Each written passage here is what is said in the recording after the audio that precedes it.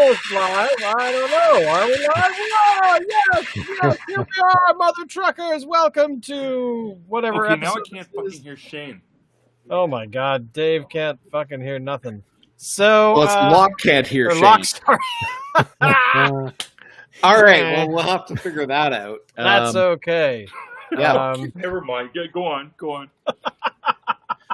I can't leave because otherwise the entire stream dies. So get a real internet account. What else can you say? Tell you what. So, Dave, Alan, why don't you tell me what Shane just said? Okay, Shane said that if he leaves, then the whole stream dies. So he can't leave and come back in. So we're just going to have to. I tell you what, I will do sign language interpretation. Okay, all right. Okay. We have. Oh my God! Show. It's ready. Best thing ever. So how's it going, everybody? We don't know what episode this is, but that's okay because we're doing all kinds of cool stuff out in the world. Blah blah blah. That's right. You know what? I'm doing really well. Dave, how are you doing? Fantabulous. Okay, and Locke, how are you doing? That's what Shane was asking. Doing all right. I'm up here at the lake. We're in Muskoka. We're it's northern Ontario. There's lakes and there's all kinds of interesting animals, frogs and bugs and shit. Yeah, it's good. All right, awesome. and so Dave and I are in Victoria, and Shane, you are in Vancouver. So we're like across the country thing going on here. That's right, Alan. That's exactly correct. I'm going to be able to talk to Locke now simply by letting him read the letters streaming across the screen. He's using a phone. I don't know if he's going to be able to read that, Shane. He won't most likely actually, be able to. What we have is smart dandruff on a black screen. I mean, I'm using a big screen, and I can't even read it. Okay. Let me see if I can expand the size of that. Oh, it looks like I can. All right, let's now I've lost the typing. Where did the typing go? Let's just... Oh, good Lord. There it's back. My God. Get back here. No, it's gone again. You know what I think we need to do, guys? There! Now you're going to be able to hear everything that Shane says, and it will be the most amazing thing you'll ever heard.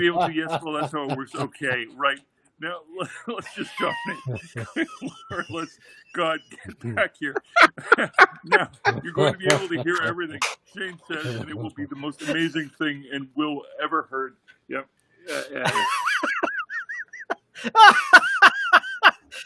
Stream is the best thing ever. I certainly hope people stick around, but that's okay. So how's it going, everyone? We're here to talk about stuff and drink beer at the same time. Stream is the best thing ever. I certainly hope you certainly have helped people stick around, but that's okay. So how it's going, everyone here? We're all here to talk about stuff. Indeed, we are. Yes, indeed, people, we are here to talk about stuff and drink some beer. Boys, commence drinking beer. Yes. Okay. Commence, not what kind of a word was that? Okay, so Dave and I are drinking the same thing. Dave, what are we drinking?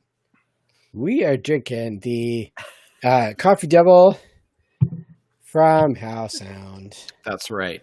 So we picked this up at Cascadia at Eagle Creek, but I think it's available. I've seen it also at Liquor Plus.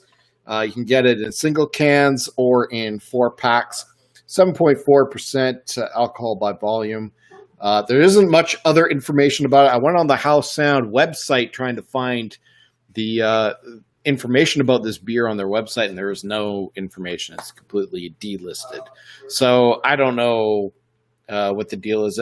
I don't even know what a double is. I'm going to be honest here. Locke, can you... Okay, a double is when they ferment it twice. So a double fermentation, what that does is it takes the alcoholized product of the former fermentation and it re-ferments it. You add more yeast and you ferment it again. That requires that there's still some sugar left in the mix. And if you do it properly, it increases the alcohol substantially. Do it twice, and you've got sort of, upwards of 7%, 7 to 9, I would say. And then you do that again, and now you're into your triples, and that's 9 to 12% alcohol content. That's roughly what that means. I see. Okay, well, that's interesting. Dave, what do you think of this Stuff. Right. I'm liking. If I was more of a coffee drinker, I would probably enjoy it more. But I think they did a good job. The coffee flavor is very, very, very subtle. In fact, yeah, I find it pretty. I'm finding it's pretty like it's coffee. You cannot mistake this for a non-coffee beer because it's a coffee beer.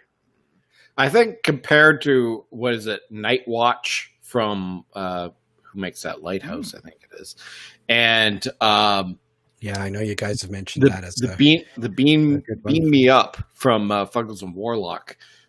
Those have much higher flavoring of coffee to it than this does. In fact, if this wasn't labeled a coffee double on the can, I wouldn't have known. Okay. It's a good beer. It's just very light on the coffee flavoring. And maybe that's a good thing. What about caffeine? You know what? I don't know. There is no information on the can here. And like I say, there's no information about it on the website. So this is probably the most there's a minimally Mill Street coffee labeled porter that... can I've ever seen. Yes, the Mill Street Coffee Porter. I've had that. Yeah. I mean, you'll be up for hours. Like that's a wake. Like there's genuine caffeine in that coffee beer. Yeah. Yeah. Yeah. Well, I did have it before. I This one. didn't find that the Mill Street one kept me awake at all. Really? But yeah, I didn't. But it was a long time ago. It was a lot younger. You might be busy enough that you got Maybe. reason to fall asleep. I was younger. That was... Oh wait, hang on. What are I you was doing? younger, and I believe that Alan has said I the was correct younger, words. and I believe that Alan has said the correct words. There we go. Just want to make sure Locke is able to understand everything that I'm saying. Understanding everything that Shane is saying, yes. Yeah, no, got it. Solid. Thank you. Locke, what are you drinking? Right. So I have been earlier this evening drinking a few of these Steam Whistle for Ontario beer. It's local. It's lager, and for a lager, it's pretty good. Or maybe it's Pilsner, a Pilsner or lager, something along those lines. It's fairly standard, but it's fairly good, and I've drunken a lot of them. But now I've just opened something from Collective Arts. Check the can. This is some freaky shit. That looks amazing. Wow. So Collective Arts are all about freaky looking can designs, and they have artists that show up for part runs of a beer, and then they'll change it around because the idea is they're trying to showcase Ontario artists. And this one, it's a beer called Stranger Than Fiction. It's a porter. Normally, I'm not all about porters in the middle of the summer, but the can was weird and awesome, and so I wanted to check it out. And that maybe proves their marketing strategy. Let's see, what does it say? It's unfiltered, cold. What else do we know? Basic beer operations. God, it's like it's a porter. It's called Stranger Than Fiction, and we don't know much else because the can is mostly black with weird eyes on it. And I can tell you, not all the cans are exactly like this. This is an unusual weirdo one. Oh yeah, okay. Here we go. We get some details. It is 5.5% alcohol per volume. And other than that, that's about as much as we know about it, which is to say that collective arts are all about a book not being marred by its contents. Let's give it a try. Let's find out how it tastes. We've actually had collective arts on the show. I gotta pour this into a cup because this is too much for a canned sippy drink. There's too much malt for not to pour into a cup. Pouring into cup now. Hold on. Finding cup. Got cup. You only can get this kind of content on this stream. Oh, big head on it. Content? Yeah. Lock. Big head on Searching it. for a cup. It's not a see-through cup, so it's in coffee with mug great now, but description that's about normal for the a porter plastic because cup that it's has been dark and located. Frothy like a coffee should be. Best thing ever. Yeah, it's a porter, all right. It's a little sweet for me. I would have liked it to be drier, but other than that, it's good. Yeah, checking it out, it's good, and it's collective arts, which do weird arty things with the covers on their cans. Yes, on the covers of the cans. Now, I saw a collective arts, I guess it was a bottle here at nice. Liquor Plus maybe about a year ago. And what it was like a tube with a piece of art stuffed in the tube with the bottle of beer. I thought that was kind of cool. Yeah. Like I said, they seem to be visual arts people who have adopted craft beer as their venue to showcase some of the crazy, cool-looking art that they do. And in case there's any doubt in people's minds, regardless of whether I think this porter is a little sweeter than I would have had it be, the art on the can was cool. Okay, Shane, what are you drinking? And I'll let. Hang on. Oh, okay. What I'm drinking tonight. Okay. Hang up. What do you mean hang up? Question mark. New paragraph. You want me to try? No. No. Exclamation mark. Okay. New paragraph. So the beer that I'm drinking tonight, I think I drank last week, but I don't remember because Red Racer beer is pretty much all the same. But, new paragraph, tonight's beer I'll is Super Solar IPA. New paragraph. It's something that we've had in person before, but I don't think on the show before, unless it was what I drank last week, but I don't remember. But overall, it's incredibly hoppy, and it's a very light beer. New paragraph. I meant hoppy, not happy. Happy or is it happy? He meant hoppy. Oh my Lord. Listen, I said hoppy, you stupid computer. No, hoppy, not happy.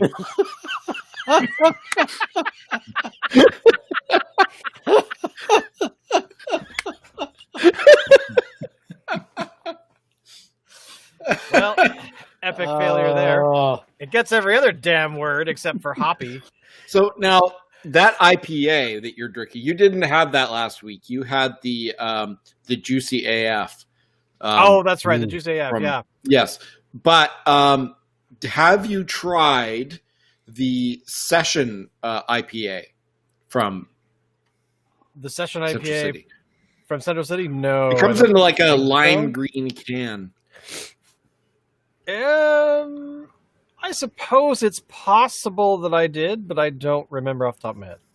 See, I'm a big fan of that one. Like I picked up a mix pack of Central City stuff because it was cheap and everything came in 500 ml cans. I thought, okay, this is going to last me for my trip. And I wasn't really too impressed with some of the IPAs, but the Session IPA, I was shocked. I was really impressed with. Well, I do have this particular can came from they had a 12 pack of 500 ml cans that was all Red Racer branded beer. Yeah. And that's the same pack I bought. Oh, exactly. Okay, well then the one that I have, the Session is still in the fridge, so I'll drink that next week, and then we can compare notes. Yes. Okay. So what we're going to do, Locke, is he's going to drink the Session IPA next week, and then we're going to compare notes. Yeah, maybe I'll buy one, and then we'll hide the body. Because of the amount of milk. Yes. A little bit of beer news this week. So Fuggles and Warlock, we really enjoy their beers on the show.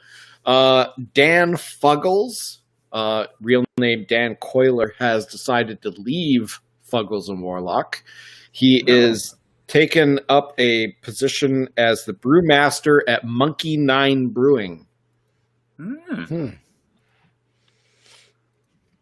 I'm going to pretend I've heard of that place. Never heard of them. So I gather it's somewhat new. It's in Richmond.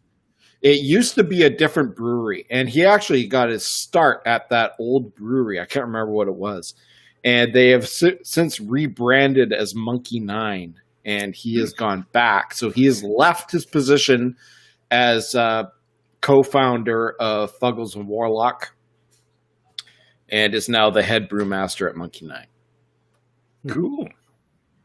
Well, yeah, I mean, it's interesting. So I think Fuggles and Warlock will still be around. He just won't be involved in the day-to-day operations of it.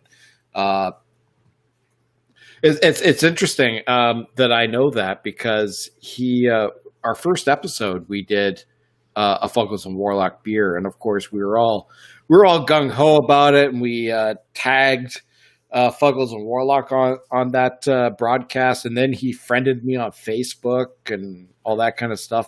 I've never actually spoken to him or anything, but he's still on there, so I get his posts and stuff. He's actually commented on some. So short question: is he Fuggles or is he Warlock? He's Fuggles. Fuggles. Okay. Warlock is a different guy. Okay. And what's interesting about Fuggles and Warlock is they have some sort of a connection to Japan for some reason. Okay. I'm not sure exactly why. And they actually make some of their beer available in Japan. Cool. Ooh. I think that's kind of wild. Yeah, no. I'm into that. So interesting. Like,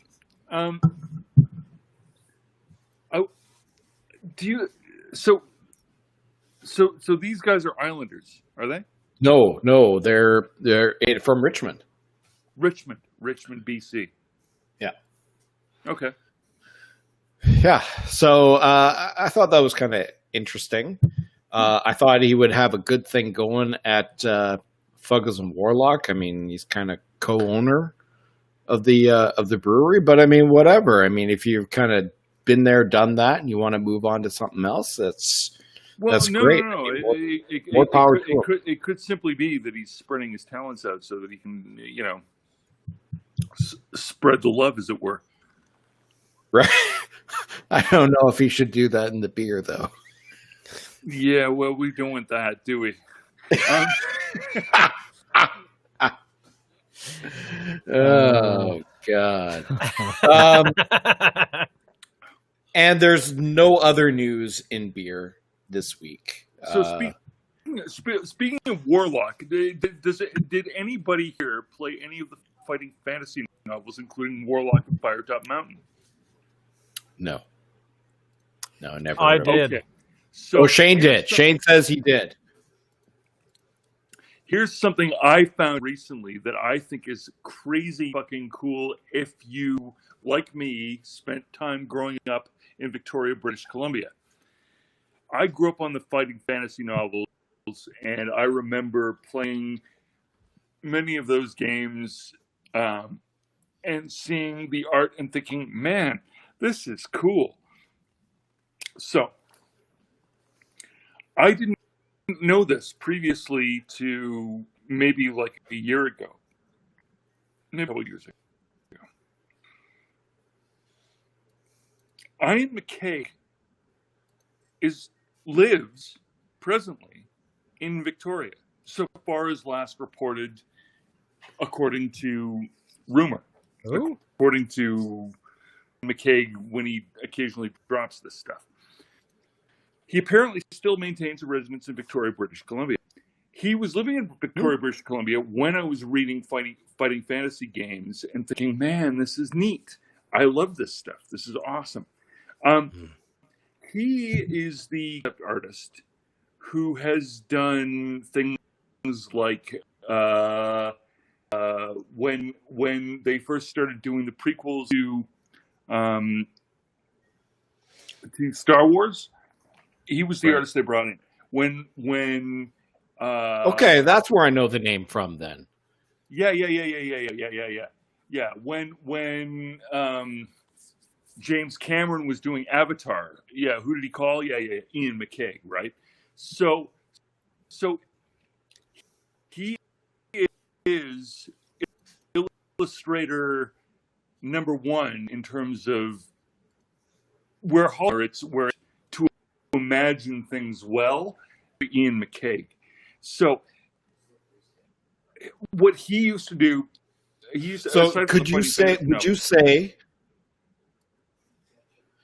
you say that he's sort of like the you know who Ralph McQuarrie was? Would you say he's sort of like taken over that kind of role from Ralph McQuarrie? I'm actually not 100% sure if I know Ralph McQuarrie.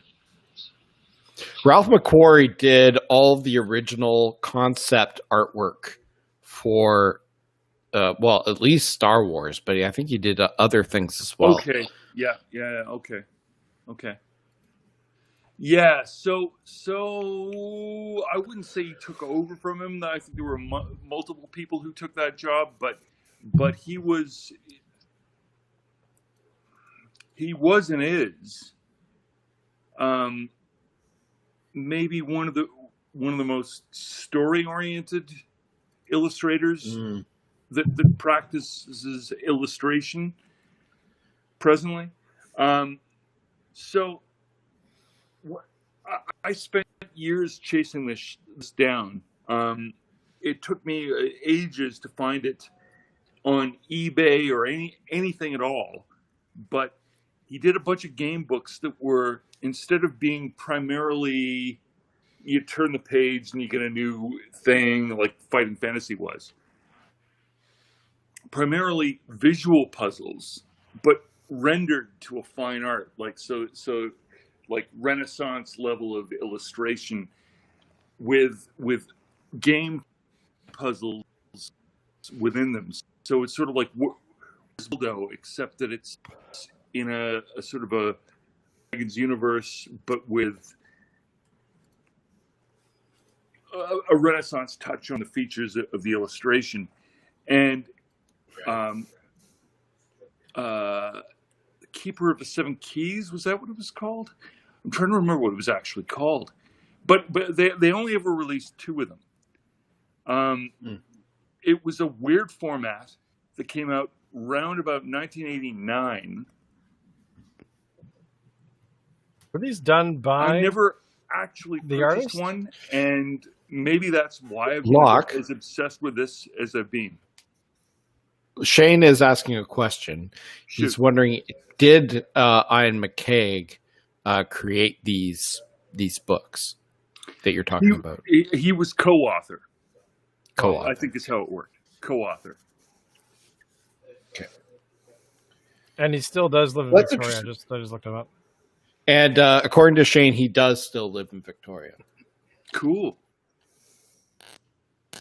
So I mean, but that kind of brings up, it's like there's been a lot of famous people that have been around, like Victoria and Vancouver Island and the Gulf Islands, and they've been done so largely, I don't know, not anonymously, but they've kind of flown under the radar a little bit.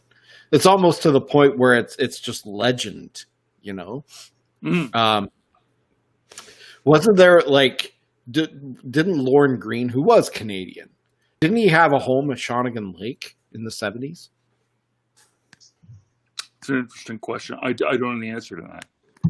I think he did. And I think Gary Berghoff, who played Radar on MASH, I think he lived on Salt Spring. Seriously? I believe he did for many years, yeah. Wow. And then I seem to remember a story from a friend of mine who lived on Salt Spring Island. And I could be completely wrong here. Maybe I misinterpreted him. He told me this a long, long time ago, that when he was a child, he went to a schoolmate's birthday party on Salt Spring Island. And he was a big, big Star Wars fan. And went to this birthday party only to find out the kid's dad was Lando Calrissian. What? No joke. Yeah, I mean, Wow. I don't know if that's actually true or not. I seem to remember, maybe I dreamt it or something. I don't know. But yeah, that sticks out in my mind that he went William to. McCaig thing. Yeah, so wow. There's lots of famous people that live around here. Well, it's a mighty appealing place to go. The scenery is pretty fucking beautiful.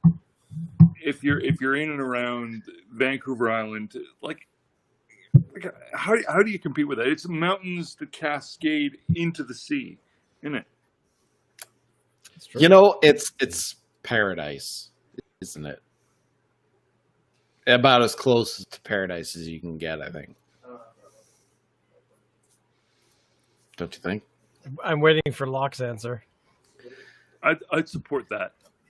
Okay, Locke supports that, Shane. And I'm frozen, it looks like. So No, you're not frozen. no, I'm not frozen. I was frozen on my screen. You're plastic. It's one of those paradise things that occasionally looks like hell if you visit the fucking Lower East Side of Vancouver, BC.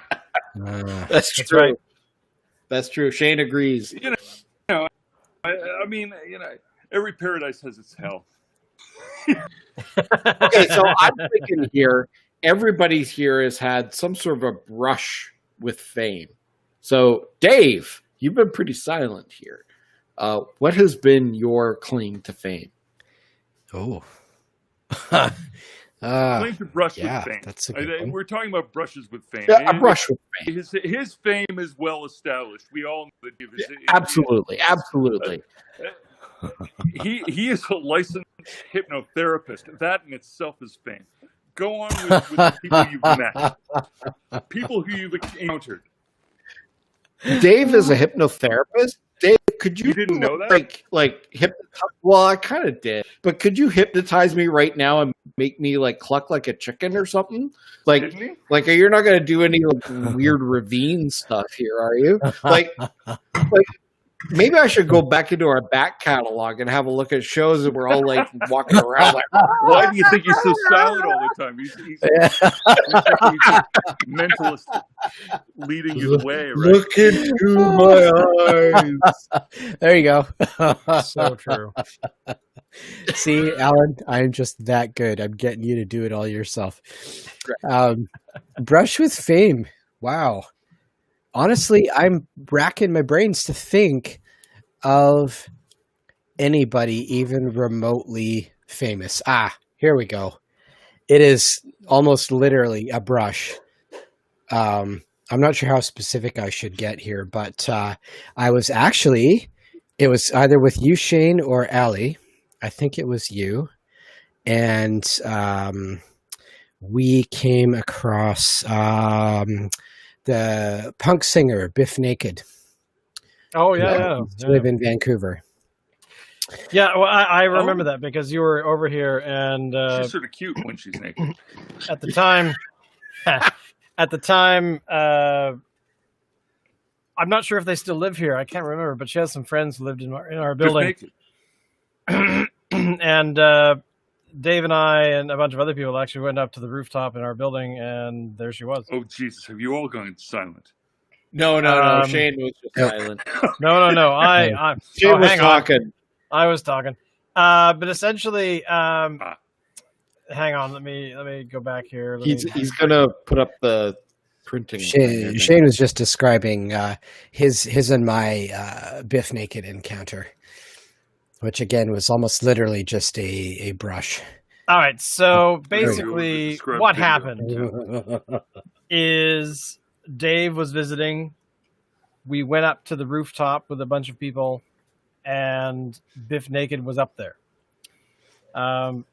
Because she has friends, or I can't remember if they still live here, but she had friends who lived in the building. And I didn't actually, at the time, realize who she was because she was so tiny. Oh, my God. She's shorter than me. She was like 2'1", and but it was her. Totally Tina Turner syndrome. Yeah, I once she's so ran small. into Tina Turner in the Banff Springs Hotel. It was weird because there was this tiny little fucking person with two really big bodyguards, and it only occurred to me after they passed me that Jesus Christ, she looked like Tina Turner. Oh wow! So Tina's quite short. Look. Oh yeah, she's tiny. She's a little person. But you also saw Jamie Lee Curtis Locke on the street somewhere in Toronto. Oh fuck yeah! I've run into Jamie Lee Curtis before. She's cute in person. Is she short? No. She's normal height. But Shane, didn't you run into what's her face, the chick that played Rey in Star Wars? Oh, I think I did. Yeah, I'm not 100% sure it was her, but if it wasn't her, she has a twin out in the world. It probably was her then. Well, and I did look it up. I did look it up, and she had been in Vancouver filming something around that time, so it very well could have been her. Right. But I mean, I don't really consider that a brush with fame, since I know her from Star Wars, but that's really all I know her from. So well, that's enough. That's enough that's what you know her from. That's true. I mean, that's a pretty big thing. Well, you see, the thing is, I've had two other brushes with fame that I would consider more fame-like. I was the first one. I was downtown in Vancouver near the the Hotel Vancouver, and on the street corner, I was standing there, and I realized that right beside me in this big bloody fur coat thing was Ben Kingsley. And I was crossing the street with him, and I commented, I really enjoy your work. And Ben Kingsley, seriously? Holy shit. He was very happy. He said hello. I talked to him for like 10 seconds, and that was it. Super fucking cool. The Ben Kingsley other rates fucking very high in my books. Oh, absolutely. He does for me too, and not to mention he's again a short dude, very short. But I think my biggest claim to fame, would be the actor Barry Pepper, who lives somewhere near Campbell River. And I was up at Coombs, I think, back in this is 1998 or so, and Actually, it might have been 99 because it was about a year after the film Saving Private Ryan had come out. And he and I were standing at the deli in the, the with that building with the goats on top of it. Mm-hmm. And he and I were talking about different types of salami. Goats on top? And that was the weird thing, is that I was talking to him for maybe like a minute or two about different cuts of salami. And then I realized about, I don't know, right after I had picked up my order, he was making his. And I said, "It sucks that you died in the clock tower." And he said, "Yeah, that sucked." And then for a very brief moment, I met his wife, who at the time was incredibly pregnant, as they got into their big SUV and drove off. But he was a nice guy. We talked about salami. I mean, what else can you do with people that are on billboards and stuff? You talk about salami. I don't know who that is. He was the sniper in Saving Private Ryan. I never saw it. You never saw? Oh, my God, what? geez, man. I've never seen it because, well, It's on principle, isn't it? I've no. It's on fucking principle. No, it's. I'm not. I have a weak stomach. Okay, I don't handle blood and gore and all that kind of stuff. And I've been told that the first half of it is very graphic. And it's graphic throughout, but yeah, the storming of the beaches at Normandy. Right, and so I've avoided it for that reason, because I would probably vomit everywhere, and it wouldn't be a good Hey, scene. Locke, we should get him to watch Reanimator.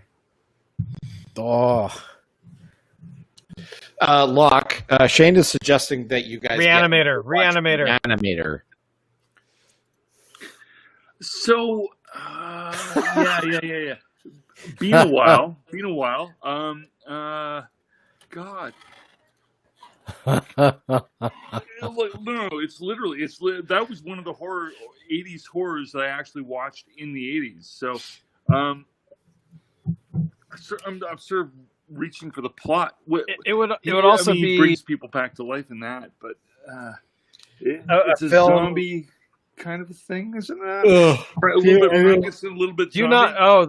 I don't do zombies. No, I don't do zombies, and here's why. Okay. So my family was into The Walking Dead, and I'm not at all. I would go in the other room, but I mean, these people have the zombies. They have no muscle mass. How are they able to sort of support themselves upright when they have no muscle mass? It's not possible. You can't do that.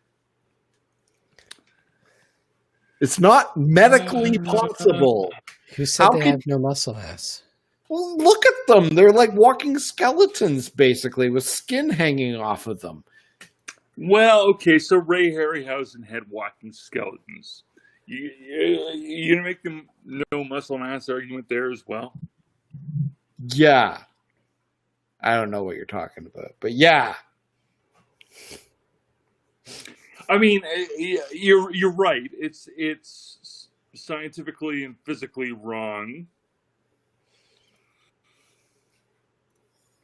I'm willing to extend the favor of believing that maybe there's a metaphor in play. Maybe? Okay. Or maybe it's just gruesome for the sake of being gruesome. It is gruesome for the sake. Oh, look, it's absolutely gruesome for the sake of being gruesome. If it weren't, there wouldn't be a market for it. People like gruesome. Oh.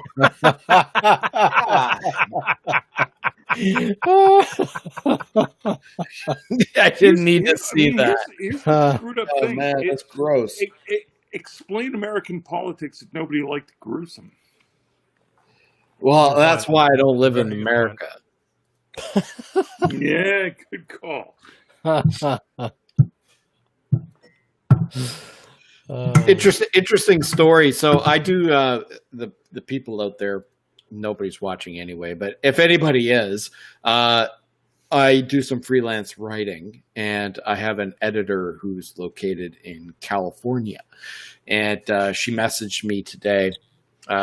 She was looking to hire more Canadian-based writers. So, so we were talking, and it's like she was confirming that I was Canadian. And I was like, yes, a born and raised Canadian. She's like, oh, I wish I was a born and raised Canadian. Oh, ouch. I take it she's not part of the 4 more years camp down there. Wow. Yeah. And here's me thinking, God damn, going to California with an aching in my heart, you know? It's true. Right. If you get that reference, kudos. Yeah, I do. Because, yeah, California is like, what's not to like? But there are many, many hundreds of thousands of cases of COVID. Wow. Esalen is, is evidently a very good hot tub, but look, the problem with America is not that it's not Donald Trump. The problem with America is that they've got 2 options and only 2, and when that's the limitation of your equipment. I think it goes. The problems go beyond that. Even it's just the culture there. It's sort of like the dog eat dog. Look after number one kind of mentality. But they're not even doing that. But they're not even doing that, are they? Because evidently, looking after number one is getting their grandparents killed and making them suffer. Well, exactly, because they're looking after number one. But they're not even properly doing that, are they? No, they're not. They think they are. And that's and therein the tragedy lies. Yes. I think it's going to be interesting to see how this election holds out or goes in November, assuming they even have an election. I guess we'll see what they do. Do you guys think it's a possibility that they'll postpone the election because of COVID? We're talking about Trump here. All bets are off. All bets are off. Yeah. And that's interesting. Trump is going on about reopening the economy and the country. Yet if he was to close things down, it might actually work to his benefit. Because he'd be able to stay in office longer. This is what I don't understand. So my stepmother watches CNBC as if it's a religion. She occasionally turns to Fox News to find out what Fox News is saying, but it's back and forth between the two, and she's fascinated by this. For her, this is the most interesting thing going on the planet right now. And for a lot of people, it probably is. For me, it's not making my life work any better. I ignore it, but she's really interested in it. So I hear a lot of this. And what I don't understand is this. Everybody's making the argument, well, Trump is trying to play down COVID-19 because he's trying to get reelected. Okay. So is the argument then that if you kill more Americans, they will vote for you to get the position of president? Is that the argument being made? I guess I wonder if maybe the argument is he won't be elected because he's killing too many Americans. That would be the kind of thinking I would have if I were an American, but not being Canadian. Sort of not my problem, so I sort of don't know, and it's all a bit weird. But in any event, I wonder about that argument. Is he really doing this to try to get reelected? And if he is the right strategy to get elected to kill more Americans? Well, Is and that that's interesting what you would do if you were trying to get elected? Right. Interestingly, I read today that Betsy DeVos, who is what is she, like the Secretary of Education or something down there, said that, I guess because there's a debate about reopening schools come September, and she was saying that when they reopen schools, it's only like 0.02% of kids that will probably die. Now, 0.02% of all American school-age children is roughly 15,000 kids. So she's saying that it's okay. We're just talking about the kids. We're not talking about the people they infect. She's talking. She has said indirectly that it's okay if 15,000 children die in order to open up the schools. That, to me, speaks volumes. Crazy. Keep them borders closed. Yeah. Let's. You know what? Trump said he was going to build a wall between Canada and the United States, and the Canadians were going to pay for it. You know what? That maybe we should. Good idea right about now. I'll pay for it. I'll chip in. Let's go. You know what's really funny is we've had all kinds of anyway.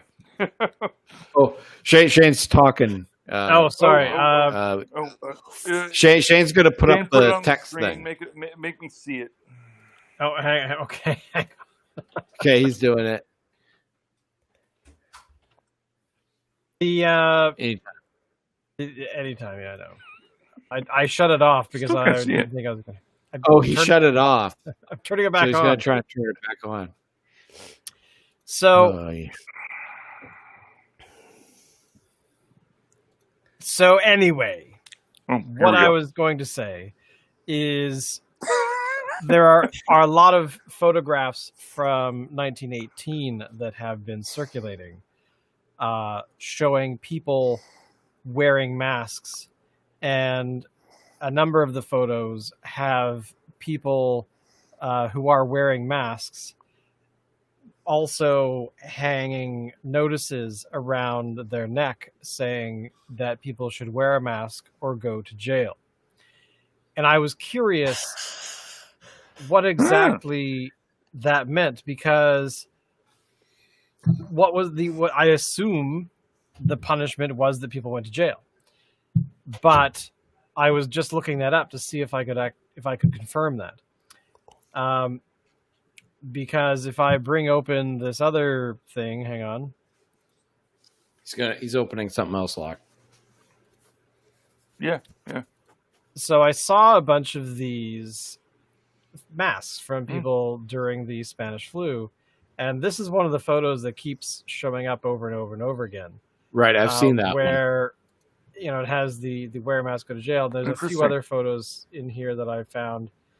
So I just thought it was interesting that even back in 1918, they knew exactly what to do, but we're also having to deal with the dumb people that were doing it. So, right. Well, and the thing is, I mean, I've been someone who, and I'll go on record here and say that I've been somebody who's downplayed the role of masks. Specifically non-medical masks, cloth ones. I think it's important. I think they have their place. What I caution against is using masks as putting too much importance on them. At the end of the day, if you wash your hands frequently, if you stay 6 feet away from other people, you don't need to wear a mask. A mask is redundant in that case. You know, a mask can add a little bit of extra protection, but it cannot replace those other things. It will provide a false sense of security. But I also have faith that individuals who are actively wearing masks. What do you think about airplanes? I don't have anything against airplanes. They fly. They're big. Locke is asking because Locke is a mask okay. So wearer right now, medical masks are being restricted in use to medical personnel on the basis that they're the ones that need them. But if we got people flying on airplanes, that would seem to me to be a particular instance where maybe we also want medical masks on those, because it depends on the air exchange. So the virus is not airborne. Contrary are you to sure about that? Well, contrary to what those 200 some odd scientists have signed a letter. It is airborne, but not for very long. The coronavirus is very large. It's heavy compared to other viruses, and it doesn't linger in the air very long. It falls to the ground. So in how that long would it have to linger in an airplane? Let's say it depends on the air exchange system. I don't know how efficient those things are. If they're pulling air, You've been on. I've been on an airplane. I just don't know. Myself. I know. Alan, you are one of the people I know who travel much. No, I don't travel much at all. But you have traveled, and you do know lanes. Yes, I do know. When you turn the little air vent on above your head, is that enough to displace COVID-19? Well, that air is recycled air from the cabin of the airplane. Right. Okay. So it depends on how quickly it's sucking. Like when you exhale, how quickly is that exhaled air being sucked back in and recycled into the cabin?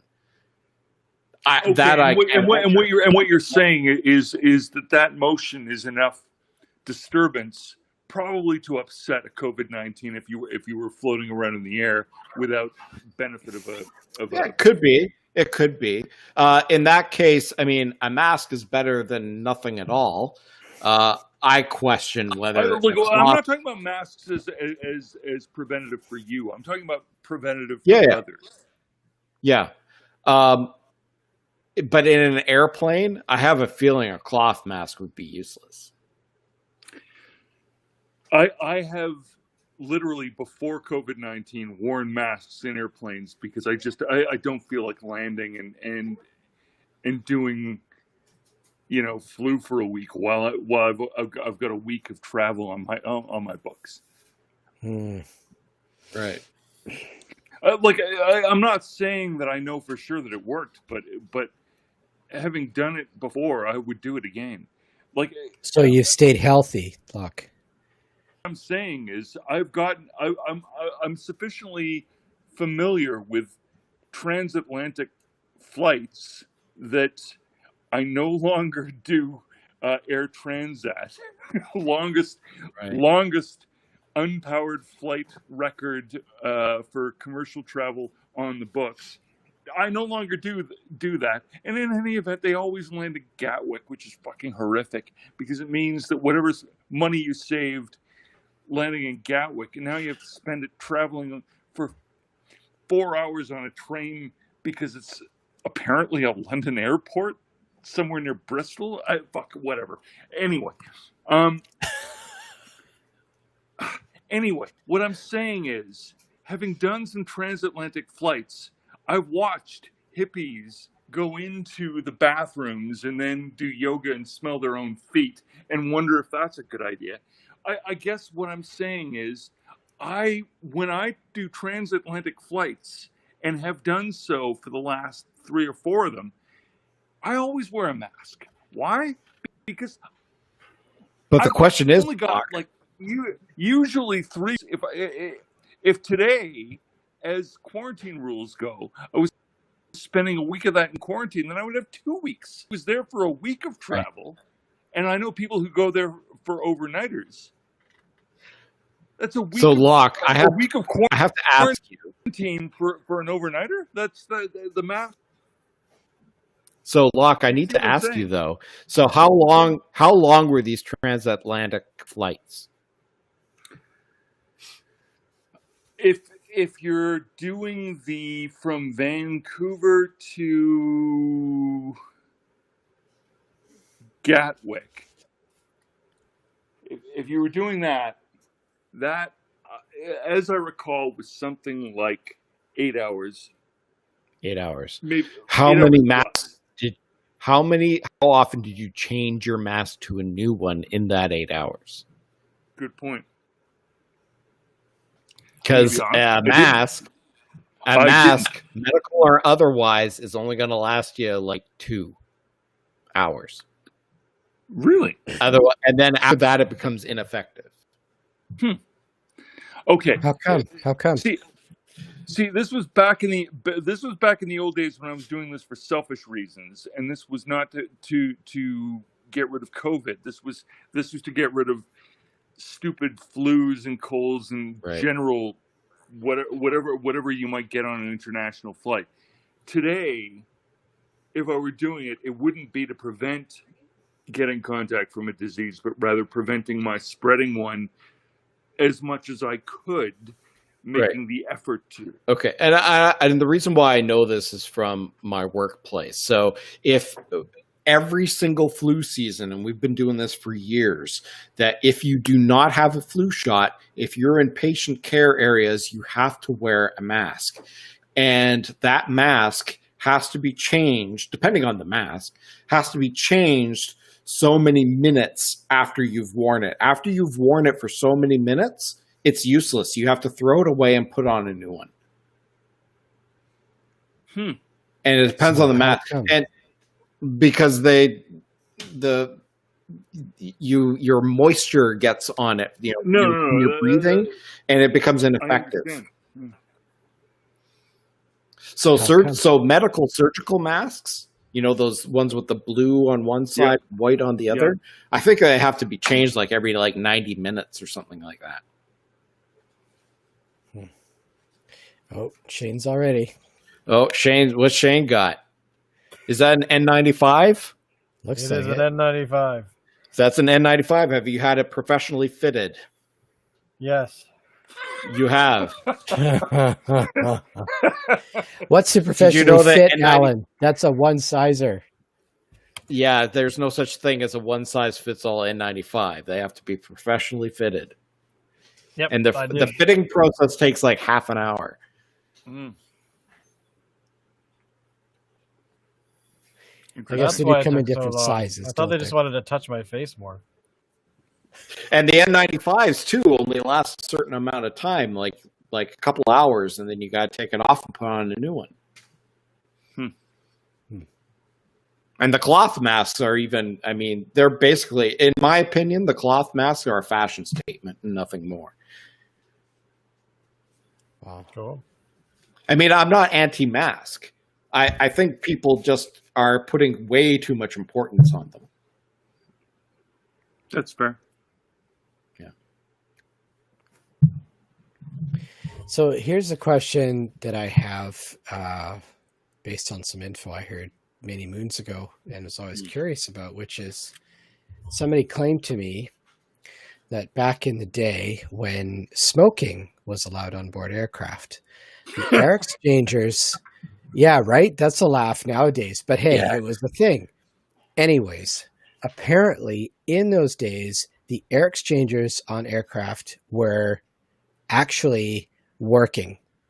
That is to say, they were doing their job much more powerfully than they do now, because supposedly when smoking was no longer allowed on aircraft, the airlines decided, holy shit, we can save ourselves 10 cents by turning down the air exchange, which is supposedly part of the reason for the rampant sickness that goes around when you're getting on board aircraft, because the frickin' air exchange doesn't exchange the way would be good. How much do you know about Legionnaire's disease? How much do you know about Legionnaire's disease? And virtually nothing. Yeah, right. So So the same principle applies to cruise liners, ships, water ships. Yeah. And indeed, some steel and glass high rises. But they circulate the air in the same manner, such that they just recycle the air, and there are certain airborne illnesses that take advantage of that and us through that process. That's interesting. Shane, I have a question for you. Yeah. Why do you have a picture of a tit on your chest there? No, on the other side. Over here? Oh, it's not a. Oh, It's a logo. it looks like it. You want to see some? Okay. Anyway. On that note, I think that's a very good place to end the show. Now tonight. it's impossible to see. Thank you. Yeah. So, Locke, Shane is closing off the show here. Okay. So next week we'll have more beer. Come back. Why not? Because you should. If you don't, you're weird. Doing the clapping thing. And as always, Taking us Alan, take us out. There we go.